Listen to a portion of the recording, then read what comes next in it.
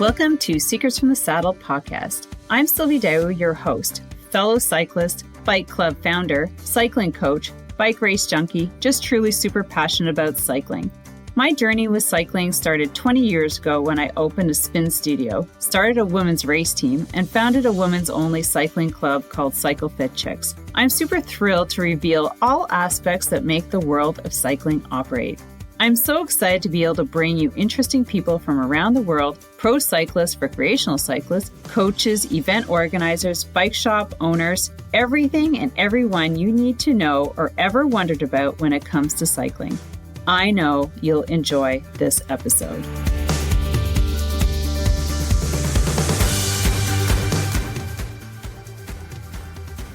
Hey friends, before we get started, I'm going to throw a little ad your way. As a cyclist, what is a spring all about? It's about getting your bike ready and learning some specific skills on how to deal with a bike mechanical while out for a ride.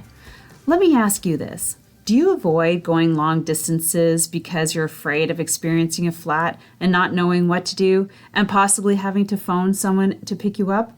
I can totally relate. I used to be that way. Now, to avoid having that ever happening, I have something for you. I have created an online bike maintenance webinars and local hands-on clinics. Check the website for new dates regularly. Here's what you will learn. How to take your back wheel off, how to change a flat, how to adjust brakes, repair a broken chain, patch a flat.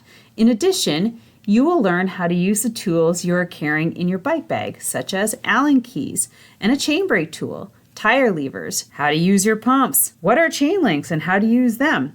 With these new skills and confidence, you will be able to handle any mechanical while cycling alone or in a group. No matter where you are globally, you can benefit from one of these webinars. If you're local, the clinics are more for you, and that's for Ottawa, Ontario area. I've been teaching these clinics for over 10 years, and trust me when I say, everyone learns something. A recording will be provided for the webinars, as well as Amazon shopping lists for both webinars and clinics for the bike tools that you will be using and learning how to use. Make sure to secure your spot today at www.sylviedao.ca or bmcclinic.ca. Thank you very much and enjoy the episode.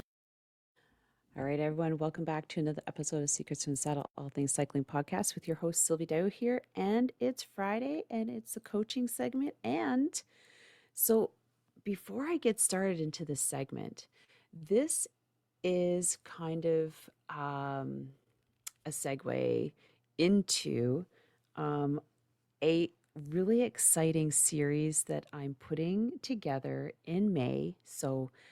And it's going to be with Joe Friel. So if you are a cyclist, a triathlete, a mountain biker, and you're listening to this episode and, possibly you have picked up one of his books in the past and used it as your training manual. So he has the training Bible for triathletes, training Bible for mountain bikers, training Bible for cyclists. He's got a number of training manuals for training, for cycling. And the cool thing is that, well, maybe it's not cool, but the cool thing is that I just turned 51 and he has this book called Fast After 50. And I'm like, well, I'm not going to pick that up before I'm 50. So I picked that. I'm like, okay, I guess it's time for me to pick up this book and start reading it. And the reason why, well, the number one reason was, I turned 50.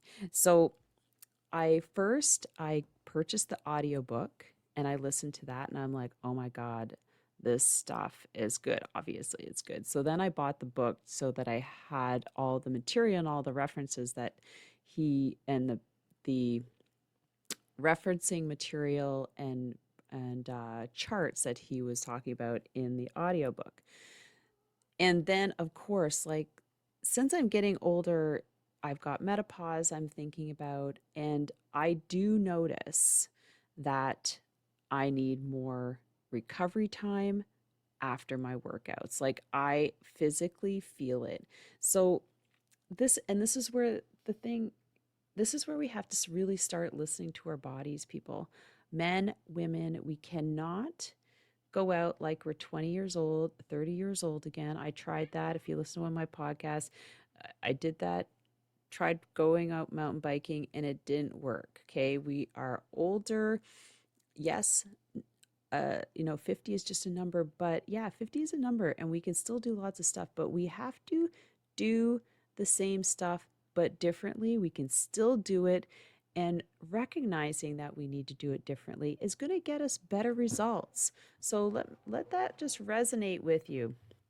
Doing it differently and being smart about it is going to get us better results. Okay. And this is the cool thing about, I asked Joe because I've interviewed him before for one of his other books that I picked up. So, Ride Inside, if you are training on Swift or any other indoor platform, pick up that book so that you fully understand how to properly train inside, because that's a whole other uh, topic.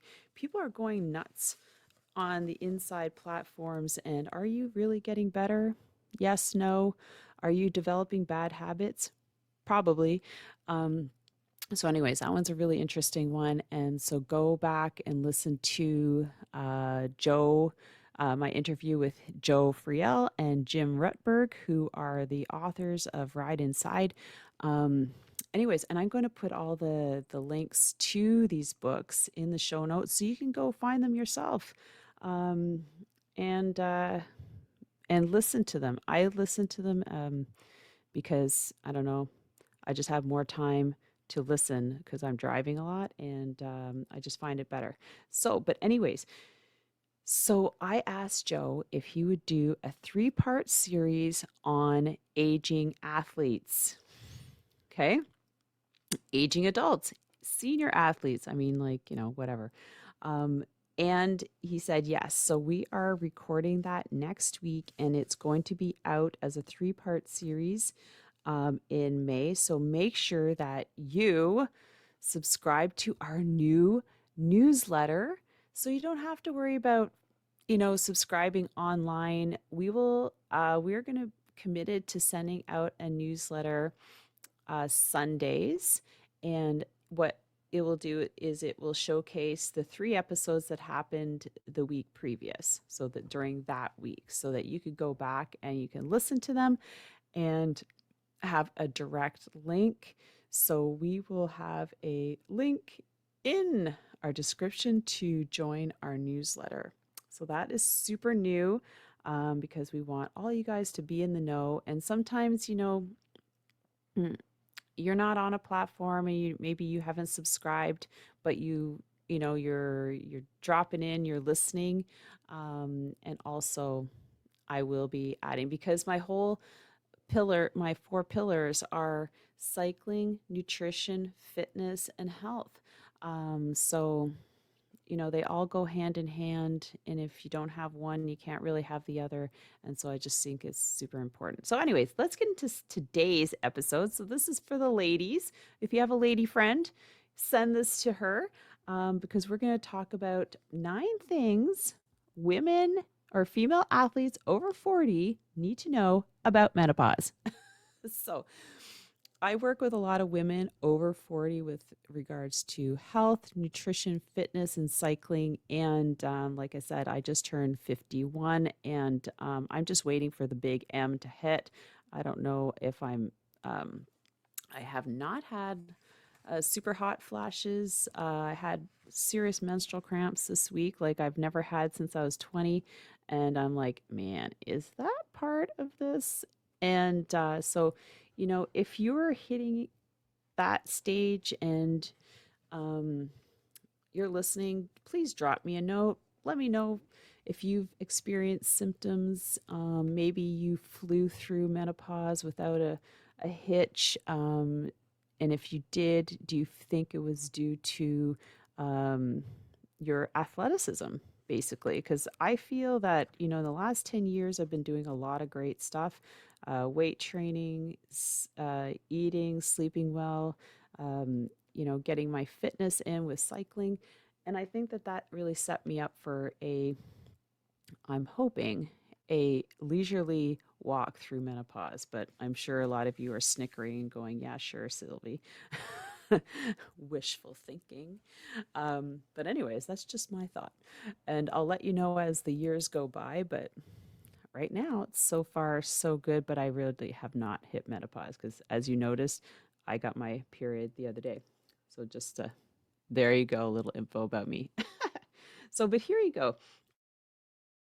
So we're talking about 40 plus women, obviously, and menopause has a lot to do with hormones. So hormones are affected by a plethora of things. So it really does go back to health. What are you doing for yourself? And I'm always saying that you are number one. Don't worry about everybody's. Nobody's going to starve. Nobody's going to, miss a practice. But you need to be thinking about yourself. And it's not a selfish thing because when you aren't healthy and you're not feeling good, everybody suffers. So we all want you to feel better. So now here's a little tidbit about women in competition because we're going to talk like, you know, it all kind of, and when we're talking about menopause, what I've done here is I've talked about the symptoms for the average woman who isn't active and then the physically active women. And so you can see between the two, there are significant differences. So it does pay to get yourself off the couch and get doing something. You do not have to sign up for a marathon or become an Iron Woman like tomorrow. Please don't do that ever. Work your way into these big milestones and these big goals. Please, your body needs the slow transition to to becoming that person. And so does your family and your friends. So but here's the thing. So competing as a 40 plus women in triathlon, this is a stat that I found, have increased from 4,000 in 2010 to 11,000 in 2016. And that was like 4 years ago. And maybe it hasn't, maybe it dwindled a little bit over COVID, but you bet that people are picking up and getting back at it. Um, so when we are competitors, the more in tune with our bodies, the more we notice differences. And that is so true. It's total body awareness. And I talk about this when I do my strength training workouts is, it's being able to activate different muscles, being able to recruit, abdominal strength at the time you need it, things like that. And then when we're a woman over 40 keeping fit, you might not notice, who are not keeping fit, you're probably not going to notice these things, right? Because everything's kind of dormant and everything feels the same. You've got yourself into a standard of living that's not helping you. So here, but here's the thing. You could start right now. You could make a decision today. It's Easter. What are you going to do for the spring? What's your summer going to look like? Is it going to look like the last 2 years? I freaking hope not. This is the time to put away the fear of getting out and being with people and doing stuff. I implore you to set a goal this summer, whether it's walking 10 kilometers, going for that hike up that mountain that you've always wanted to do. Stop living in fear.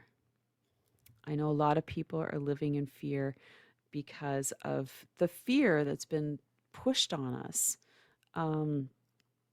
around being around other people. We need to start stepping out of that and into being healthy for ourselves. Like a lot of people went the distance and got healthy. Like you did one of two things in the last 2 years. You either got fat or you got fit.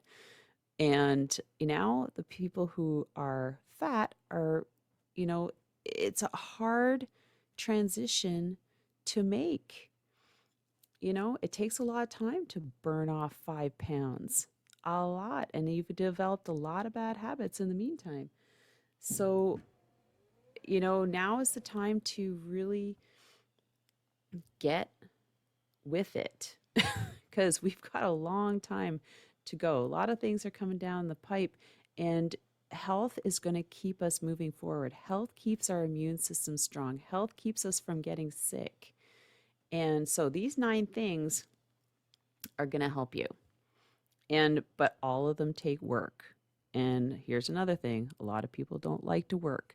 Getting healthy is and staying healthy. So getting healthy, I had this conversation yesterday at a women's networking meeting. So getting healthy is work to get there. Once you've incorporated into your lifestyle, it's not work anymore. It's fun. You've learned stuff, you've incorporated, you've made the transition, you've switched things over, um, and everybody's benefiting. You, your kids, and please don't make it, if you've got a family, make it about the family, because you can't get fit and your partner not get fit and your kids are not fit and healthy. It doesn't work. You got to make a transition for everybody.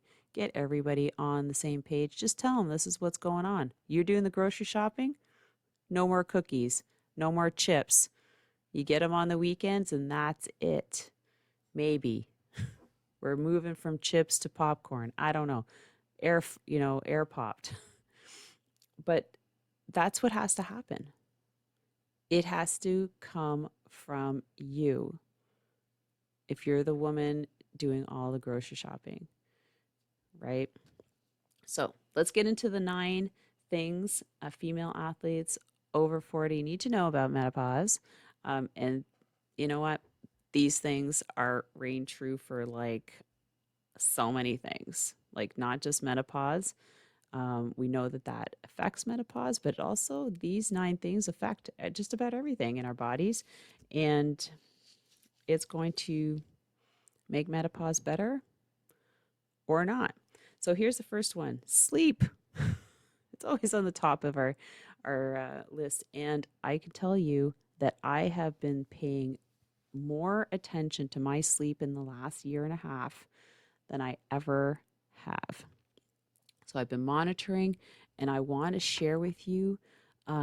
Here's some information. So, are you one of those people who is the like snooze button. Use the snooze button, snooze, snooze, snooze. Did you know that when you hit the snooze button, it's usually because you're not finished sleeping, right? You're still in a state of sleep. But if you keep snoozing, that's 10 minutes. Every 10 minutes, that buzzer rings. You are not getting any sleep because your cortisol levels have just risen because of that alarm. And anything after that, you're not going to get quality sleep. But here's the thing, your alarm doesn't care where you are in your sleep cycle. It just rings because you need to get up at 6. So that being said, you are abruptly awoken out of a sleep cycle that you need to finish. And therefore, it takes your body about 4 hours to regulate itself after that. Is that crazy? I didn't even know that. I listened to that. I learned that from I was listening to a podcast, and I was like, wow, that totally makes sense, because think about like how you just spring out of bed. You're like, your alarm hits, and you're like, immediately your heart is racing, and you're already like cortisol levels are through the roof. Your adrenaline's racing, your anxiety's up, and it sets you off for a bad day. Because they say here 61% of postmenopausal women report insomnia symptoms. So, that's a whole other thing. That's, due to disruptive sleep, because of hot flashes, temperature, the cortisol levels. But here's the thing, let's go back to the wake up call. I encourage you to go and check out the Fitbit watch. I'm sure the Apple Watch does this too. But since I started using this, I have not it's my new alarm because what it does is it follows my sleep cycles. And I have an alarm for 5 a.m. And what it'll do is it'll wake me up when I'm coming out of a sleep cycle. So that could be 4:40, 4:45, 4:50. It could be 5 o'clock. It could be 5:05. But it always is somewhere around like half an hour before my alarm. So is that not cool? So I wake up refreshed. I've just finished a deep sleep cycle and I'm going into like an awakeness, and that's when I need to be awake, woken up, ready to for the day, and I'm never tired. It is so cool, and I like every morning. I'm just like I can feel myself waking up, and then like I just wait for the buzzer to go on my wrist. My partner doesn't hear it, and so he's not disrupted, which is good, because his sleep cycle is different than mine. And it's just a really great way to wake up. I like hands down. Oh my God. Y- Get like get rid of your phones. Stop sleeping with your phones. I don't care. Oh my God, I need my alarm. Oh my God. What'd you do before your phone? Seriously? But having it on your watch has been a game changer for me. So that being said, you know, the average person uses their alarm, uses, like is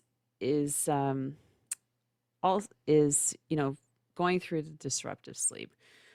Um, because your cortisol level, you go to bed, you're not like ready. Well, I'll say you're not ready to sleep, but maybe sometimes you've eaten late at night, you've had a glass of wine, all that stuff disrupts your sleep. And as we age, we produce less melatonin, which also is part of the not helping us sleep much. So when you're an active individual, you have better sleep patterns, like being doing daily exercise. You don't have to run, you don't have to bike like me, but walking.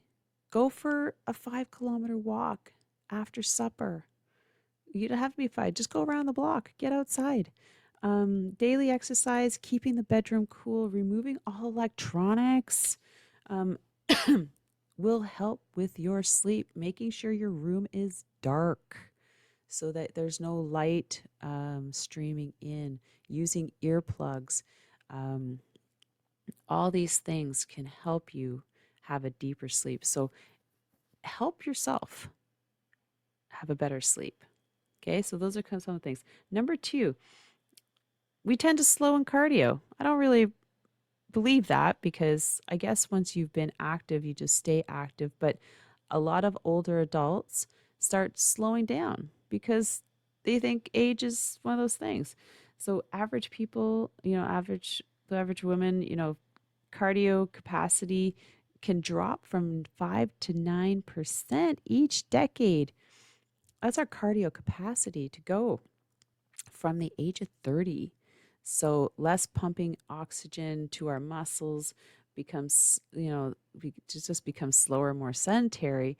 So this is where we need to get on your bike, right? Get on your bike, get more active, start biking with your kids, stop sitting and watching, start being active. At first it's hard, but it pays off because then you get more feeling of adrenaline, and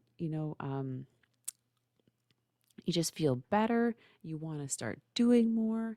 There's a natural progression to getting active, and I just absolutely love seeing it. So the physically active, better cardio capacity, blood flow, just happier. So it it comes down to a decision, plain and simple.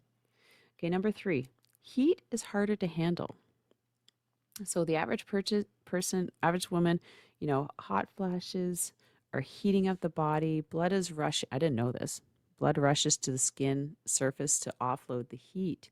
So, um, and so it's no longer like in your extremities, right? So a lot of people think, why? And I was like, why? Well, I have to figure out why. But um, what says it also, this is plus a thirst, and I didn't know this either. There's a thirsty mechanism that slows as we age, which causes more dehydration. So if you're not conscious about what you're drinking, then maybe this is a time to make more of an effort to drink enough water to keep yourself hydrated so that mm, I'm assuming that um once you're well hydrated, you will probably not experience as many hot flashes. I don't know, I'm just guessing.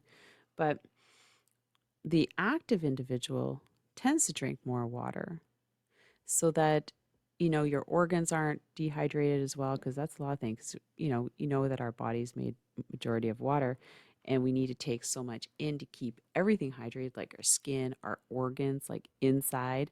um, but here's for women, if you're wondering how much you should be drinking and you're like, this is not coffee, this is like water.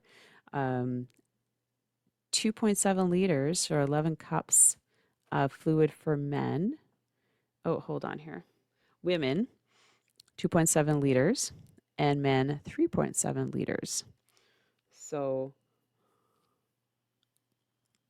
and here's the thing, a high percentage of women reported that their hot flashes were reduced when they started drinking the right amount of water for them. So here's the thing. So start trying that. Number 3 is the Menopot. Yeah, fat on our stomach. And this is something that I'm starting to incorporate. I'm starting to notice. And I'm physically active. And I know you're like, oh my God, there's no chance.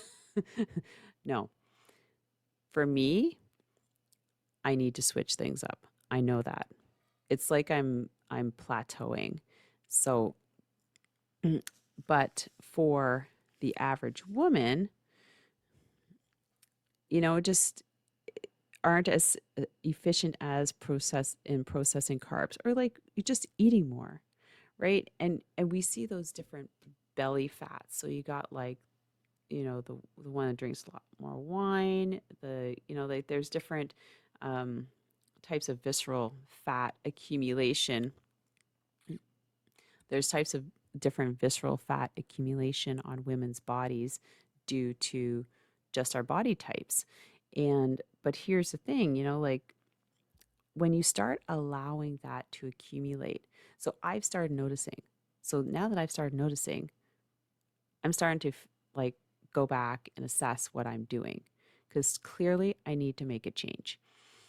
But if you let it sit there and accumulate and accumulate, and before you know it, you got 5-10 pounds sitting there. That's a lot of fat you got to burn off. So would you rather put in the effort now to do something about it, like now that you're noticing, or later on when it's starting to become a problem and you got rolls over your jeans and you're feeling totally uncomfortable and not like you're not happy, you're starting to get depressed and things like that? Is that a better option? And then you're less motivated to do anything. That's even worse, I think. So, physically active women, obviously 4 to 5 times a week have less body fat.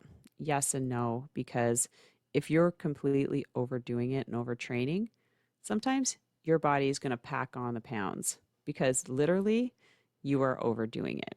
So that's a whole other topic. But the menopause is a real thing. You know, when you start seeing it, don't start talking about it. Just start doing something about it. Switch it up. Start walking a little bit more. Start walking. More vegetables, more protein, um, less carbs, less wine at night. All these things can really help you out. Okay, number 5. Stomach rebels. This is kind of where some women start, the average woman, because of less efficiency in processing carbs, has the because we just basically eat too much of it. Ability to digest fructose in processed foods decline and send sugar levels soaring. Um, so yeah, so this is, you know, the more sugar in your stomach, I find for me, because my food has been so clean, it just upsets it. Um, so when you start packing on more sugar, at some point in time, I mean, you might be already experiencing acid reflux. That is a big, it's a big cue or a big realization that your stomach is unwell, and your stomach is the center of your universe. If your stomach's not good, then a lot of other things aren't good. So this is where, you know, making a diet change is needed. So less processed food, more vegetables, more protein, drop the carbs, not completely, but reduce it significantly. Alcohol, things like that it'll start more probiotics. This will start helping your stomach get healthy again, and it'll help. It helps the universe. It'll help get make the universe healthy again. So it's like, active people tend to eat, more of the fruits, vegetables, less processed sugars, and it keeps the stomach healthier, because we tend to not eat that much sugar because it literally upsets our stomach because it's not used to it. So, you know, here's the thing. I have some free downloads for cycling snacks or snacks. So go to askcoachsylvie.ca and download yours today, or .com. Try both of them. So I'm putting together more snacks, and these are perfect for you. They're perfect for the kids. Um, and it's just better than eating those sugary treats and those bars you buy at Costco, honestly. I have to too, but I'm trying to get away from it. All right, number 6, your bones get thinner. We're getting older, right? And the average woman, the estrogen works with calcium and vitamin D to strengthen bones in the um, in the 5 to 7 years after menopause. A woman's bones can lose up to 20% their density. That is crazy. So, ladies, what do we need to do? We need to strength train. So, physically active women start out with denser bones because of weight bearing exercises. Strength training puts stress on the bones, which spurs the bodies to strengthen them. And, how do you build stronger bones? Start working out, lifting weights, using resistance bands, body weight, and then change up your diet. Period. Uh, so even like I say, cycling is not a weight bearing exercise. It is not going to strengthen your bones. So when you fall and you break stuff immediately, it's because you got thinning bones. You need to work on those. And also building muscle around your joints, like around your hips, right? Your shoulders. So you could bounce off the ground and not break a hip or a femur. So think about that. I've had a couple women with those situations. So it's a real thing. Number 7, flexibility decreases. Hello. So the average woman, more sedentary, sitting on the couch, less flexible, means greater risk of pulling muscles and straining, tight hamstrings, hip flexors, lazy glutes. So if you sit a lot for your work or travel, it's time to do some yoga. Do some stretching. Honestly, you will feel a difference, but it's going to be a while before you get to the place where you can stretch and, maybe touch your toes or bend in half or do a proper downward dog. I don't know, but it's starting. So um, physically active women add yoga to their sessions, increase flexibility, which ultimately increases performance. I know maybe you're not like, I don't care about performance, but your performance to keep up with your kids, your performance to, um, reach for something without pulling a back muscle, that's super important, don't you think? Um, how many times do you have a bad back? Period. Why? Because you have really weak stomach muscles. And changing that up is going to be a significant increase in your life. You're going to have a. So, yoga. And there's so many places you can find it. Don't tell me you can't.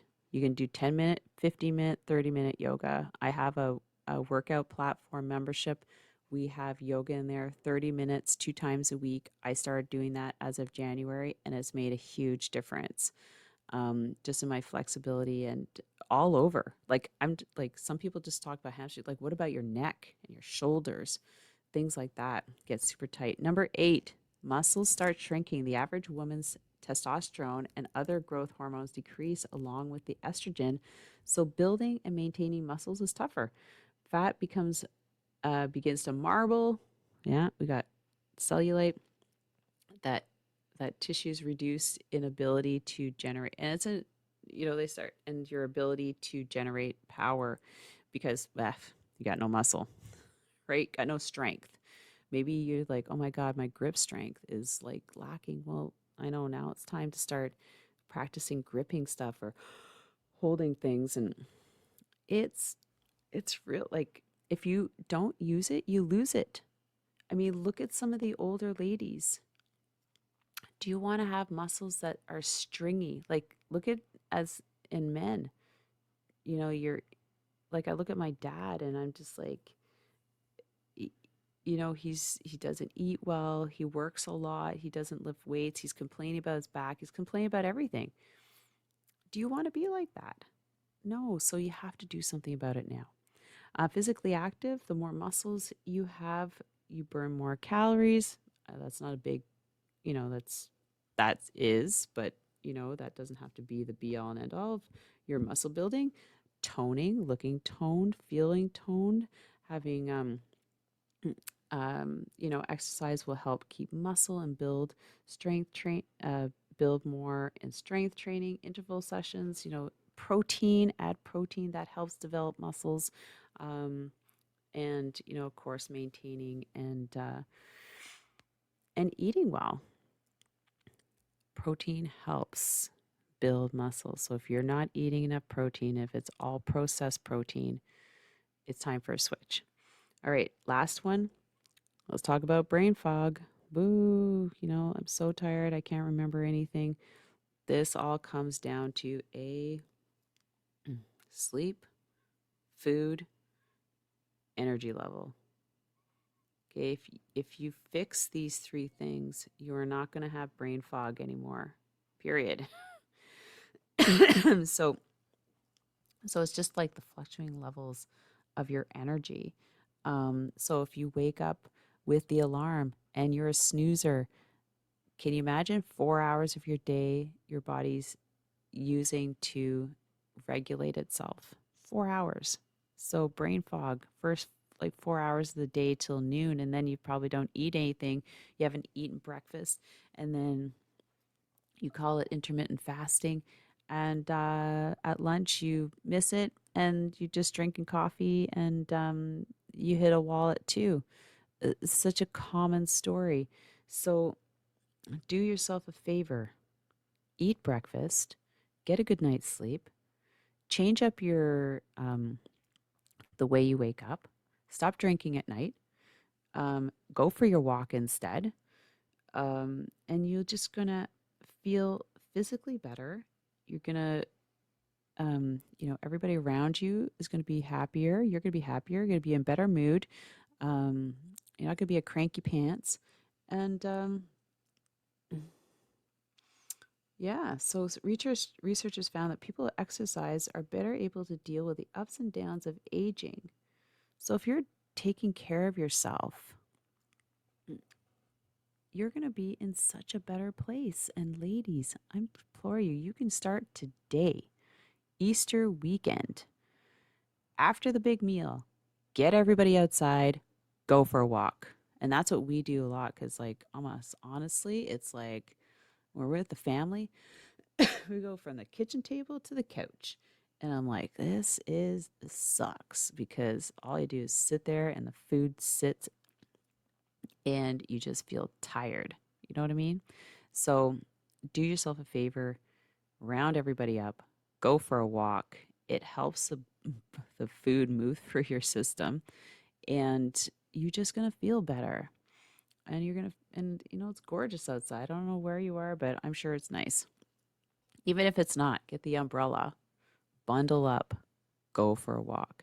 So with that, guys, I just want to thank you for listening. So we got 9 things the female athlete or females over 40 need to know about menopause and how to prepare yourself literally for menopause. So these are preparation things. These things, if you're not taking care of them, you're going to, I am assuming, having a worse time going through menopause, where I'm not saying that I know yet, but I have a feeling I'm going to have an easier ride than most because the last 10, 15 years I've been active and it's going to pay off. I never thought about it, but last 5 years I've been thinking about it. So I've almost been preparing myself for this stage of my life. And it's going to set me up for the next 10 years, right? When I hit 60. So you want to be super healthy, right? You don't want to spend the last 10 years of your life sick. And that's a sad thing, especially for those who are in the works to retiring. I see so many people, come to me. I've retired. I want to get healthy now. Oh my God. What? What the hell have you been doing for the last 40 years? So do yourself a favor. Incorporate it into your lifestyle. It's hard at first, but it pays off in the end. Trust me. So with that, have an amazing Easter. Happy Easter. Love you all. Thank you so much for listening. Love to know your menopause takes or your takes on menopause. Any information for me would help and appreciate. So you can either DM me on Instagram. Make sure you're following the podcast on Instagram. And like I said, get into our newsletter. I'm going to add the link here and then you'll don't have to worry about looking on your on your platforms. It'll come in an email and you can just click away and see what's happened the week before, which is so cool. And I'll probably add a little extras in there for you as well. So with that, take care and don't forget to ride your bike this weekend. No matter what, get on it. It's the spring. Embrace it. Love you all. Bye. Thank you so much for spending this time with me on the Secrets from the Saddle podcast, learning more about sighting people, places, and things that make cycling such an exciting sport. I am so glad you stopped by today. Please leave me a review if you feel so moved to do so. I would love to hear your feedback. And if you could take 1 second to share this episode with someone you think would enjoy it, I would be forever grateful. Also, if you could please leave me a review if you feel so moved by going to iTunes and leaving me an honest thought and an honest comment, telling me what you think, and most importantly, tell me what you'd like to hear more of. It would really help me to bring more great, inspiring cycling stories to you. Until then, have an amazing day. Make sure you ride your bike. And don't forget to visit my YouTube channel if you'd like to see the full version of this podcast live.